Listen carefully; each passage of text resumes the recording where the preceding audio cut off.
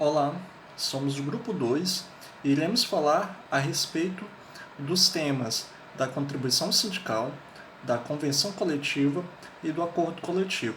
A contribuição sindical foi imposta pela própria CLT, que é a Consolidação das Leis Trabalhistas. A CLT é uma lei que rege como ocorre uma relação entre uma empresa, entre o empregador e o empregado dentro do território brasileiro. É lá onde estão todas as regras de como devem ocorrer essas coisas. E essa lei, ela traz no seu artigo 580, ela trazia de forma explícita que era obrigatório o desconto do valor referente a um dia de salário do empregado, que geralmente ocorria no mês de março, como uma forma de subsidiar, de sustentar os sindicatos.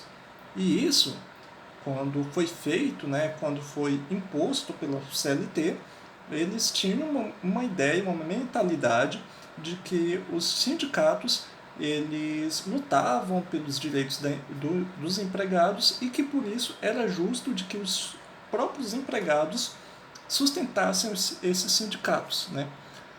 É fato de que os sindicatos eles possuem uma importância histórica. Os sindicatos eles nascem para equilibrar uma relação que é naturalmente injusta, porque logicamente os empregadores possuem mais poderes, Os empregadores eles possuem o poder diretivo, é eles que possuem o poder o poder diretivo de contratar, de não contratar, de mandar embora, de dar advertência. Então, caso algo não ocorra como eles estavam esperando, planejando, eles possuem esse direito, esse poder diretivo. E os sindicatos eles nascem exatamente para equilibrar essa relação, para que não fosse algo tão injusto quanto mais do que deveria ser.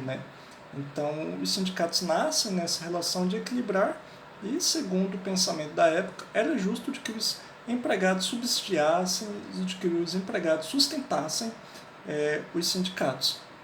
Porém, com a mudança do pensamento político, foi-se tendo uma ideia de que o empregado ele deve ter a escolha de contribuir ou de não contribuir. Ou seja, caso o empregado não se sinta representado pelo sindicato e caso ele não concorde com algo do sindicato, ele possa ter a opção de não contribuir para o sindicato.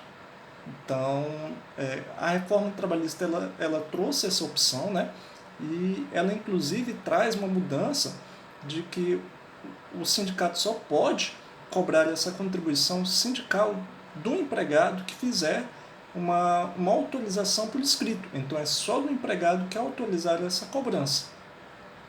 O outro ponto, ele fala a respeito da convenção coletiva, e do acordo coletivo. Qual que é a grande diferença da convenção coletiva para o acordo coletivo? A convenção coletiva ela é uma negociação que acontece entre dois sindicatos. O sindicato que representa os empregadores, os chamados sindicatos patronais, e os sindicatos que representam a classe dos empregados, as classes dos trabalhadores. Então, esses dois sindicatos, eles sentam juntos e eles discutem propostas que envolvem os mais variados, as mais variadas regras de benefícios, de salários de toda uma classe. Então, é de toda a classe que é discutido ali. Já o acordo coletivo, ele trata de uma empresa específica. É uma empresa específica negociando com os seus trabalhadores. E os sindicatos, o sindicato daquela classe, ele entra como um auxílio para essa negociação não ser injusta, porém, aquela negociação específica só vale especificamente para aquela empresa.